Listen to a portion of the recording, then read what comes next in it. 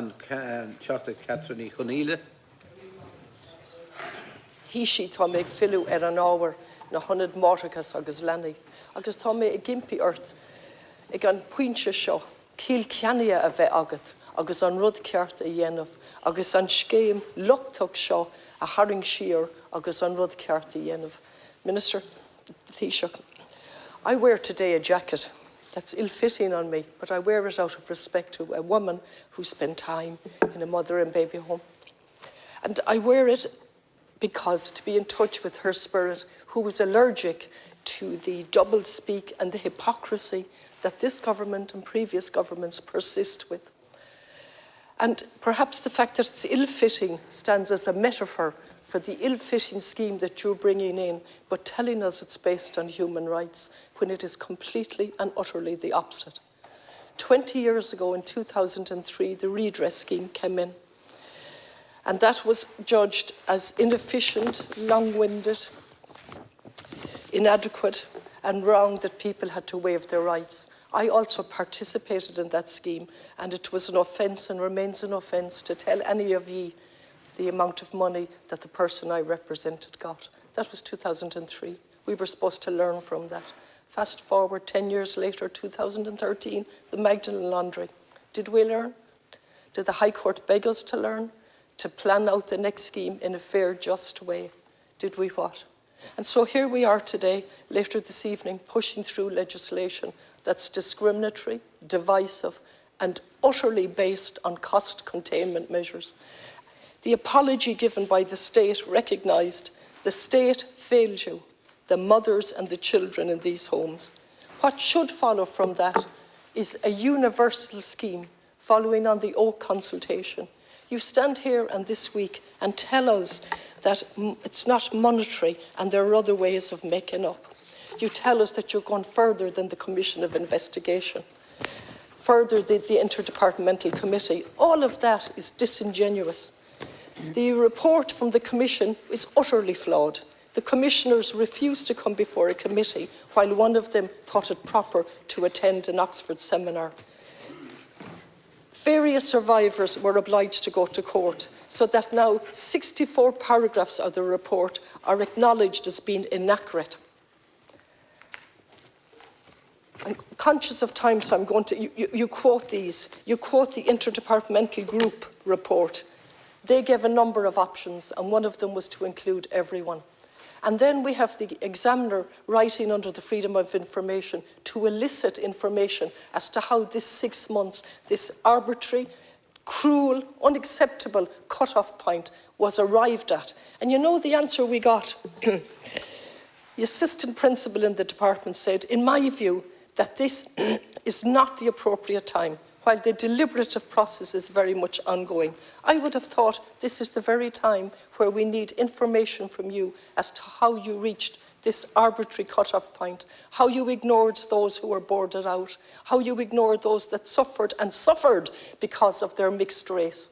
At the very least, we deserve honesty at this point, 20 years after the first redress board. Deputy, I don't accept your characterisation of what this government and previous governments have done. It's this government and the one before it that decided to deal with this issue, an issue that has been a scar in our society for many, many decades and many generations. And sadly, institutions such as these existed in other jurisdictions too, north of the border, for example, in other parts of Europe and the world. And we're one of the few countries, to my knowledge, that has actually faced up to this past and has tried at least to do something to put things right and put right some of the wrongs of the past. And I don't think it's solely a matter of money, and there's lots that's being done that goes well beyond financial redress. But the cost we estimate to the taxpayer will be €800 million, €800 million that could otherwise be spent meeting the needs of today or trying to build a better future. But we've decided that because of the wrongs that were done in the past, this is an appropriate amount of money to spend trying to put right the wrongs of the past, at least in some way. And if we were only interested in cost containment, Deputy, we would have just left these matters to the courts. And that's something we didn't want to do. We wanted to say that we'd put a redress scheme in place. We wouldn't require that anyone would have to go to court, that anyone would have to prove their case. We thought that would be cruel. And that's why we decided to have a non-adversarial scheme of this nature, notwithstanding the cost. Miss, you were forced every step of the way to do something. Catherine Corless back in 2012, who has fought gallantly.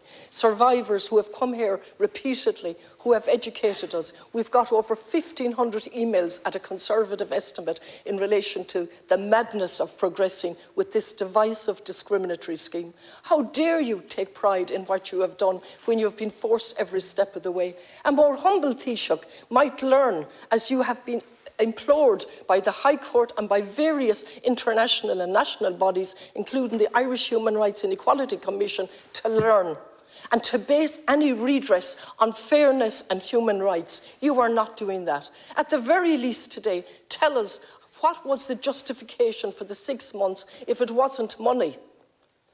Please, at the very least, tell us that part. And stop boasting that this is the best scheme. We have brought in schemes for Micah and all of the others, and we haven't batted an eyelid. And indeed, I've joined with my colleagues in those debates. This is an acknowledgement that we had a century, an architecture of containment from start to finish, from which various classes in this society benefited.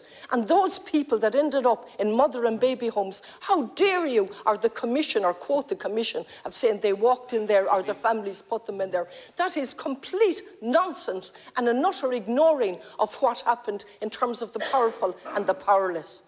Taoiseach.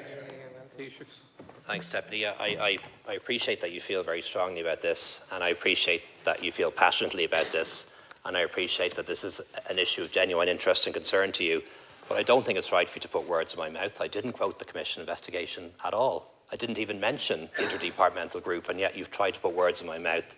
And then you moved on from that to try to criticise my character, attack me personally, and misrepresent the government. You know, I think when it comes to politics, it's in all of our interests that we don't engage in that sort of personalised criticism of each other, where we question people's character and motivations. I don't think that serves anyone's interests, quite frankly, and I don't think it's the way politics should operate. The reason why we took the decision that we did in the last government and this government was because we listened to people like Catherine Corless, because we engaged in engaging with the survivors, because Minister Zappone, who was a minister in that government, went down to Tuam, looked in the tank, looked in the graves, and came back to the government and reported to us and said to us that we need to be the government that tried to do something about this. And that's what happened, Deputy. And I remember her that day in that cabinet meeting, addressing that cabinet meeting, almost breaking down in tears as she read out a poem that she wrote herself on that day. And it was that convinced the government to act. And I don't think it's right for you to try and demonise us in the way you're trying to do now. It's not right. Matthew McGrath.